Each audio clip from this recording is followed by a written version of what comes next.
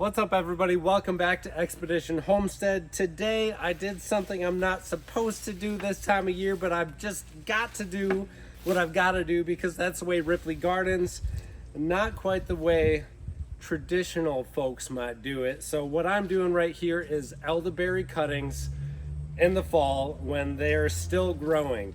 I'm gonna see if I can cut these up, get them into both water for propagation, then soil for propagation. I'll show you the entire process as well. Again, the best time to be doing this is early spring, after your last frost, before they started to grow. But I'm gonna show you guys, hopefully through this experiment, that you don't really have to meet the standards when it comes to some plants. You can have a little bit of fun. You can go against the rules every now and then and you'll be okay. So let's take a look at what we've got here. So these are the cuttings. Typically you are going to look for cuttings that are about 3/8 up to 1/2 inch in diameter. So like that one right there, pretty nice size. And then from there, what we've got to do is start cutting off by these nodes. First things first is that right here, right below a leaf set, that's going to be where our roots are going to come out of. So essentially we need at least one of those in our cup of water or in our soil. I do like to get two if at all possible. So the ones that we're putting in pots, I'm going to have 2 node sections buried beneath the soil. And then my next leaf sets above that, I'm going to keep 2 of them on and then cut right above it. So this is going to be one of my soil propagations right here. I'm also going to cut some of the leaf off as well, just to remediate some moisture that might be escaping. You're supposed to just trim these up. Boop, just like that. And here is a full cutting ready to go. Show you close up. Again, we've got our 2 leaf nodes and then 2 sets. You don't have to do 2 sets. You can have 1 set of leaves, whatever it might be. Again, in the winter months and early spring, when you normally would be taking these, you're not going to have any leaf sets. And in that case, this is going to be what you're going to do. So we're going to cut right below a set, pull that off here, and then cut that off right there, and just like this. This is going to be one of your cuttings just like that. You can put this in a cup of water. You can leave this cutting down a little bit farther if you want to for keeping it above the water, depending on your container, whatever it might be.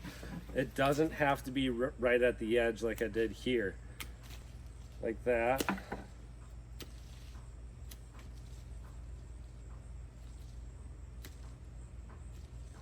Get these shaped up for you real quick.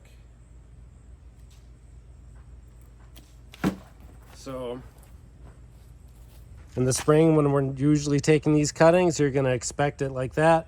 Roots are going to come out down below here in your water or soil, and then usually you're going to get your leaf props from coming right there. So again, if you want this piece to be cut down a little bit lower than your first node, that's just fine. It's going to grow the same nonetheless. Let's give you guys a little first-person action to show you what it looks like from my point of view. So right here is going to be one of our last soil propagations. So again, I like to get 2 node sets below the soil that are going to grow roots. And then this very top one, since we're in the growing season yet, I'm going to cut those off just like this. Maybe cut off some of that. Just don't want quite as much foliage on there. Just like that. And then I'm going to bury this whole thing in its soil up to there. And if this was water, you would do the same thing. But again, typically, like if you're taking these in early spring, you're not going to have leaves up here, so you really don't have to worry about it. And you can just make cuttings just like this is what they're going to look like. So here's what we've got put together today. This is going to be put in soil. This is going to be put in soil. This one is also going to be put in the soil. I've got 2 nodes on each of those. And then I'm going to propagate these ones in water right here. If you're growing them in soil, then I know I won't get away with it without showing you what I use for soil mix. Just a regular old raised garden bed soil mix is just fine. I've been using this Kellogg stuff for a long time. I absolutely love it. I like the mix of ingredients that they have in here. Seems to be a good consistency when growing propagations as well. So quite simply, we're just gonna fill this bucket up here, almost to the top with soil. And then all you've gotta do, push down your propagation cuttings all the way down. Again, we're trying to get those nodes beneath the soil. What I like to do is grow several of them in one pot and then separate out at one point. I think it just makes it a little bit easier, and they do just fine like that. And then what I always do is top it off with some wood chips. So I'm just gonna head back here real quick.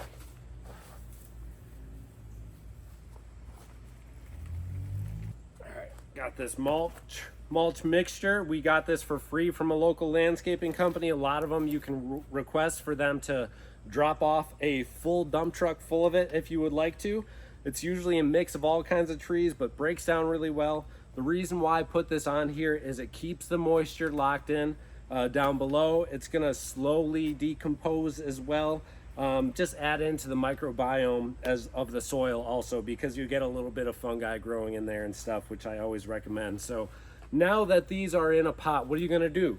Well, you're gonna make sure you water it. You keep the soil moist at all times. I would recommend watering about once every day, every other day for the first couple of weeks. Up until about the 3rd week, you should start to see roots develop. From that point, you can break your watering down to maybe once every 4 or 5 days and should be fine.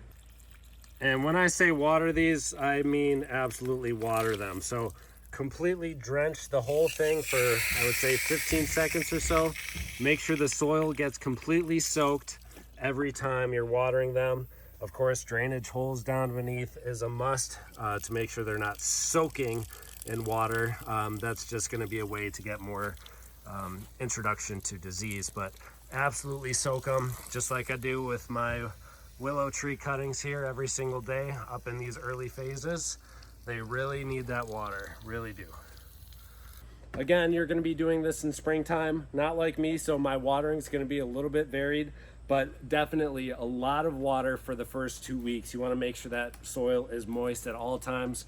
Don't forget about them, otherwise they're going to forget about you. Give them some love and they're going to love you back. So that is how you grow them in soil. And then in water as well, we're going to start to see roots come out from these bad boys. And at that point, I'm going to give them about another week, and then I'm going to do the same process with them and get them in soil, if not our aquaponic system downstairs too. So it's going to be fun. So we got a good little variety. We're going to keep up with these and show you the results as we start to see roots down here. It's super cool. And then as we start to see roots develop in these, I can show you the new growth. We are probably going to be taking these indoors in the winter, maybe trying to do some sort of an aquaponics integration with those. But very happy with the results. If you guys want to do these at home, it's super easy to do. They're very hardy plants. They will root for you. 95% of the time, you're not going to have an issue.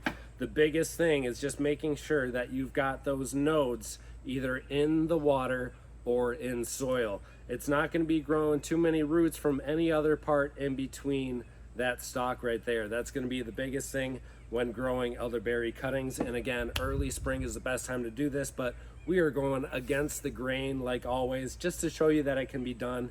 You know, gardening is something where there's so many different ways to do it. I always recommend to just do whatever you feel like doing whenever the damn well you feel like it, because that's what makes it fun. That's what makes it an adventure. So thank you all so much for tuning in to Expedition Homestead. We'll see you in the next episode.